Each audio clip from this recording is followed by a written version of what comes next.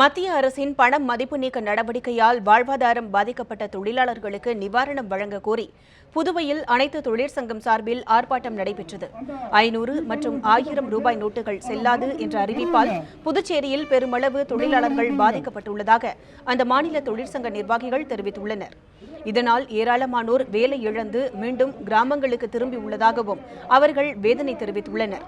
இதனையடுத்து பாதிக்கப்பட்ட தொழிலாளர்களுக்கு தகுந்த நிவாரணம் வழங்க கோரி INTUC, CITU உள்ளிட்ட தொழிற்சங்கங்கள் சார்பில் புதுச்சேரியில் ஆர்ப்பாட்டம் நடைபெற்றது. புதுச்சேரி சுதேசி மில் வாயில் முன்பு நடைபெற்ற ஆர்ப்பாட்டத்தில் தொழிலாளர்கள் பலர் கலந்து கொண்டனர். இன்றைக்கு வங்கிகளில் பணத்தை பெற்று ஏமாற்றக்கூடிய கோடீஸ்வரர்களை பாதுகாக்கக்கூடிய நடவடிக்கையாகத்தான் மோடி அரசாங்கம் கருப்பு பணத்தை வெளிக்கொண்டு வருவது என்ற பெயரால் உழைப்பாளி மக்கள் மீது மிகப்பெரிய நெருக்கடியை சுமத்திருக்கிறது.